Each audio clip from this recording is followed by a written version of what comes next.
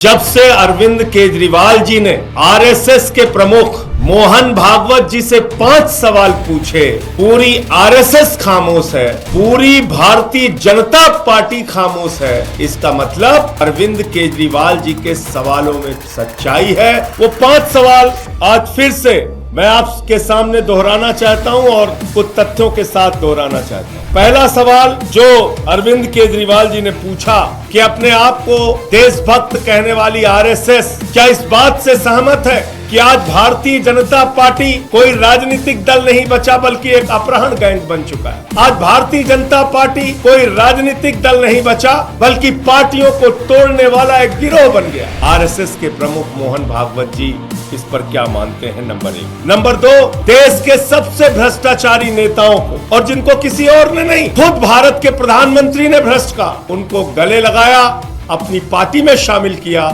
और उनको clean chit दे दी। केजरीवाल जी का तीसरा सवाल है आरएसएस प्रमुख मोहन भागवत जी से कि मोहन भागवत जी, क्या आपने भारतीय जनता पार्टी के पथभ्रष्ट होने पर, इन सभी कार्रवाइयों पर आपने उन पर अंकुश लगाने की कभी कोई कोशिश की? चौथा प्रश्न, जेपी नड्डा जो भारतीय जनता पार्टी के राष्ट्रीय अध्यक्ष हैं, उन्होंने खुले तौर पे कहा चुनाव के दौरान कि अब हमें आरएसएस की जरूरत नहीं है। तो क्या बेटा इतना बड़ा हो गया कि मां को आंखें दिखाने लगा? आरएसएस के प्रमुख को ये कही हुई बात कैसे लगी?